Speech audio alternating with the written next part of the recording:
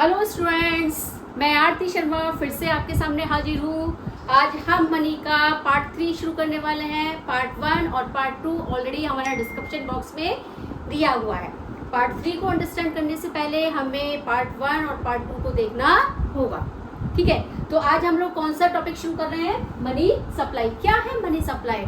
Money supply का मतलब है टोटल वैल्यू लिख लो, या total volume of the money is held by the public. यानी कि पब्लिक के द्वारा एक पर्टिकुलर पॉइंट ऑफ टाइम पर जितना भी पैसा इकट्ठा होता है इकोनॉमी में, जितना भी पैसा है इकोनॉमी के अंदर, उसे हम क्या कहेंगे? मनी सप्लाई कहेंगे। यानी कि सपोज करिए, मैं एग्जांपल के लिए, इस बंदे के हमारे इकोनॉमी में ये मान के चलिए 5 बंदे हैं, इसके पास 100, 200, 300 इस तरह से पैसे, यदि इन सबको जोड़ दिया जाए तो ये क्या कहलाएगी? हमारी इकोनॉमी के अंदर मनी है। इकोनॉमी में कितनी है? यानी कि मैंने कहा money supply refers the total value of money held by the public on A point of time. एक पर्टिकुलर पॉइंट ऑफ टाइम पे जितनी भी मनी है पब्लिक के पास, उसे हम क्या कहते हैं? मनी सप्लाई कहते हैं। ठीक है, अब मनी सप्लाई होती कैसे चलती है मनी सप्लाई? कौन करता है? जैसे मैंने प्रीवियस वीडियो के अंदर डिस्कशन किया था कि मनी को इशू कौन करता है। जैसे हम इसे डायग्राम के थ्रू समझने की कोशिश करते हैं। यहाँ पे ये बैंक हो गया हमारा RBI, reserve bank of India. Reserve bank of India क्या करता है? इशू करता है करेंसी। यस या नो? Issue of currency. ठीक है, उसके बाद यहाँ पर हमारा बैंक हो गया कॉमर्शियल बैंक। ये कौन सा बैंक हो गया? Commercial bank.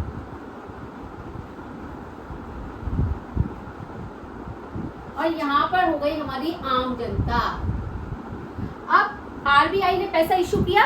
आरबीआई ने पैसा इशू किया तो किसको देगा? ये कॉमर्शियल बैंक को देता है। Give to the commercial bank. ठीक है, कॉमर्शियल बैंक को दिया इसने। अब कॉमर्शियल बैंक किसको पैसा करता है? देता है पब्लिक को। पब्लिक इसमें से कुछ पैसा अपने पास रखती है, कुछ बैंक के पास क्या कर देती है? पब्लिक अपना कुछ पैसा, मतलब जैसे हम लोग अर्न करते हैं, सपोज करिए जैसे मैं कुछ कमा रही हूँ, मान लो मैं 10,000 रुपये कमा रही हूँ, तो उसमें से मैंने 8,000 रुपये खर्च कर लिए, तो उस पैसे को मैं कहीं ना कहीं डिपॉजिट करके रखूंगी। यस या नो? तो मैं अपना सारा पैसा कहाँ पर डिपॉजिट करके रखती हूँ? कॉमर्शियल बैंक में। मैं आरबीआई के साथ डायरेक्ट कॉन्टैक्ट नहीं करती हूँ। मैं आरबीआई के, यानी कि आम जनता का जो कॉन्टैक्ट होता है वो केवल और केवल कॉमर्शियल बैंक के पास होता है। आरबीआई से डायरेक्ट कॉन्टैक्ट नहीं होता है। यानी कि इकोनॉमी के अंदर, क्योंकि मैंने आपको प्रीवियस वीडियो में बताया था कि करेंसी को इशू करने की अथॉरिटी केवल आरबीआई की है, किसी और डिपार्टमेंट की नहीं है। ऐसा क्यों होता है? ऐसा इसलिए होता है मेरे बच्चे, क्योंकि इसका रीजन ये है कि आरबीआई के पास इसकी अथॉरिटी है, कोई अदर व्यक्ति से इशू नहीं कर सकता है। ऐसा इसलिए है क्योंकि अगर कोई अदर व्यक्ति इसको इशू करेगा तो डुप्लीकेसी मार्केट में आ जाएगी, और इन्फ्लेशन और डिफ्लेशन की कंडीशन को आरबीआई क्या करके रखता है?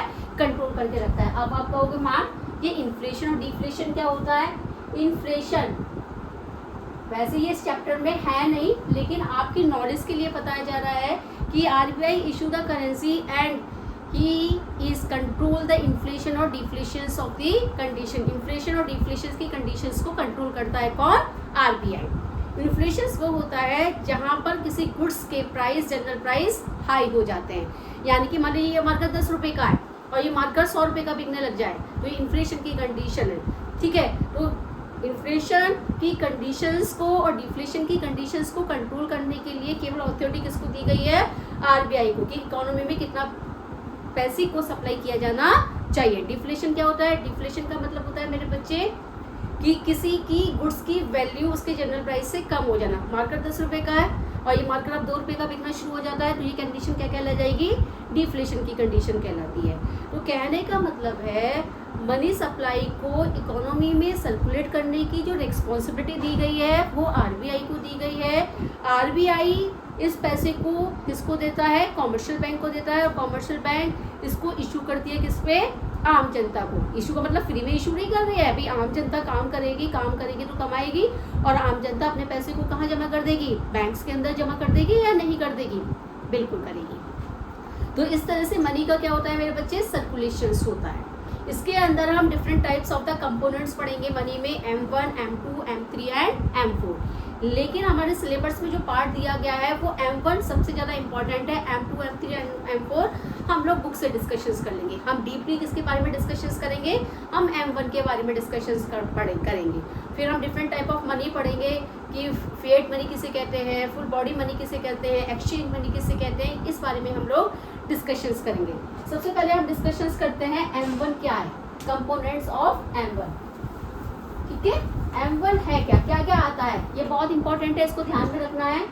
M1 मतलब होता है हमारा C plus DD plus OD। क्या है ये मैम, ने क्या लिख दिया, C का मतलब करेंसी, C का मतलब currency and coins with public या हेल्ड पब्लिक लिख लो। ठीक है,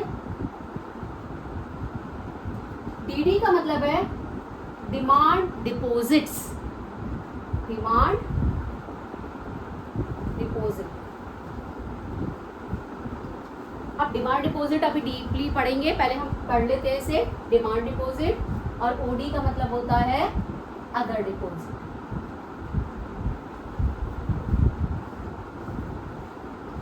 सबसे पहले currency and coins held by the public, यानी कि वो करेंसी जैसे कि पेपर्स, नोट्स हो गए, हमारे सिक्के हो गए, जो कि पब्लिक ने हेल्ड किए गए हैं, पब्लिक के पास हैं, उसे हम क्या कहेंगे, करेंसी कहेंगे। डीडी का मतलब डिमांड डिपॉजिट्स। डिमांड डिपॉजिट्स कौन से, डिमांड डिपॉजिट्स का मतलब, डिमांड डिपॉजिट को थोड़ा सा डीपली पढ़ते हैं। डिमांड डिपॉजिट ये हम लोगों ने 10th में भी पढ़ा हुआ है, इकोनॉमी के चैप्टर में, शायद याद हो या ना हो पता नहीं, लेकिन फिर भी बताते हैं। डिमांड डिपॉजिट्स के अंदर पब्लिक क्या करती है मेरे बच्चे, जैसे सपोज करिए मैं ही हूँ, मैं अपना एग्जांपल लेती हूँ आरती शर्मा। तो ठीक है, आरती शर्मा डिमांड डिपॉजिट में क्या किया, आरती शर्मा 10,000 रुपीज़ कमा रही है। ठीक है, अगर ये 10,000 रुपीज़ कमा रही हैं तो इसमें से 8,000 रुपीज़ उन्होंने खर्च कर दिए, उसमें से कुछ पार्ट्स क्या करेंगी, वो अपना बचा के रखेंगी, तो वो बैंक में जाती हैं, किसमें, PNB बैंक। PNB बैंक मतलब पंजाब नेशनल बैंक में जाती हैं एग्जाम्पल के लिए, और अपने 2,000 रुपये यहाँ पर क्या कर देती हैं, डिपॉजिट्स कर देती हैं।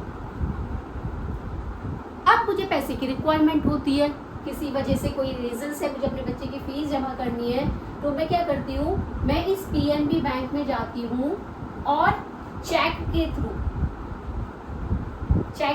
क्या करती हूँ, अपने 1,500 रुपीज़ विड्रॉ कर लेती हूँ।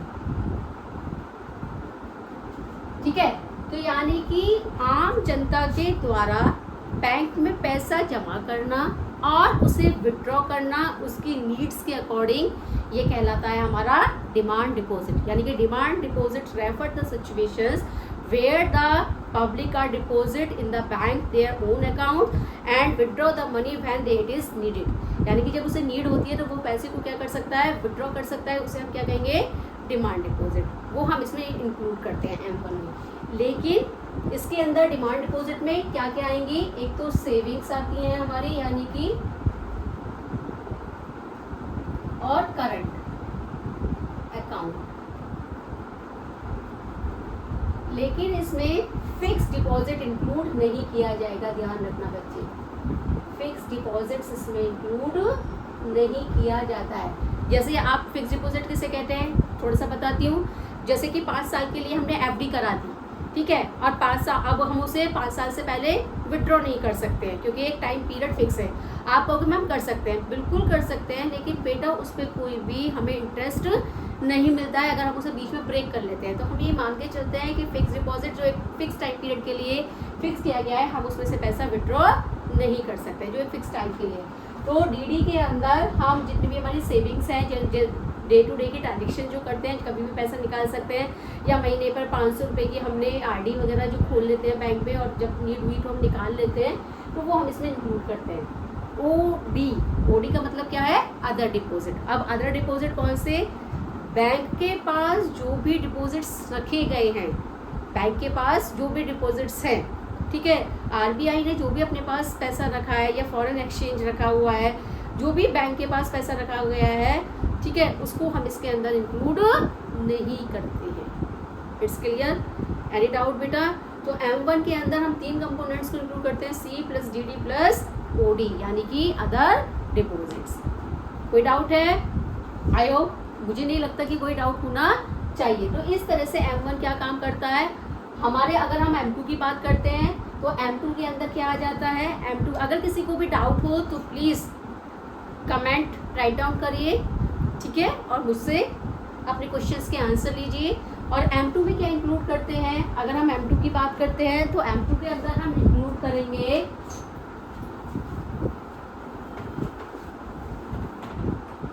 C plus DD plus OD हो गया इसमें। और M2 में हम इंक्लूड करते हैं M1 plus saving with the post office. Post office के साथ जितनी भी हमारी सेविंग्स होती हैं, यानी कि ये तीनों कंपोनेंट्स, और साथ ही साथ पोस्ट ऑफिस में जितनी भी हमारी सेविंग्स हैं वो भी हम इसके अंदर इंक्लूड करते हैं। सी को हम फेट मनी भी कहते हैं या लीगल टेंडर मनी भी कहते हैं। सी का मतलब फेट मनी भी है बेटा, और लीगल टेंडर मनी भी होता है, ध्यान रखिएगा।